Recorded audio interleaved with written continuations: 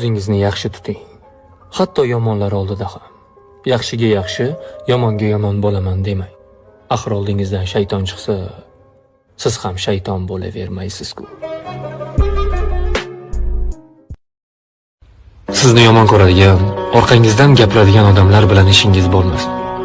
Nega bunday deding deb gap kovlamang. Sizga bu nima beradi? So'rab ko'ring o'zingizdan.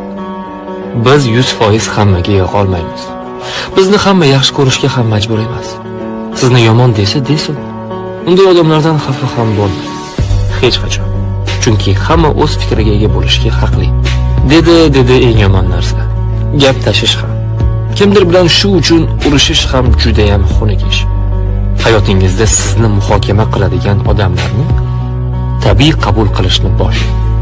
Va ularga hech e'tibor bermasangiz, bunaqa odamlarning o'zi qolmaydi atrofingizda. Ishoning. Chunki hayotda bu sinalgan. Inson tug'ilganda azon aytiladi, ammo namoz o'qilmaydi. O'lganingda esa namoz o'qiladi, azon aytilmaydi. Nega bunday? Chunki sen tug'ilganda aytilgan azon o'qiladigan namoz uchundir. Hayot shunchalik qisqa. Mana bu yurak tushmagur bor-ku, juda ham qo'rqoq bo'lar ekan.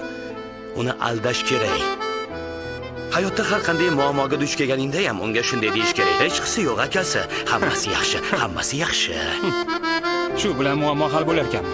Yo'q, lekin bardoshliroq bo'lishga kuch topadi.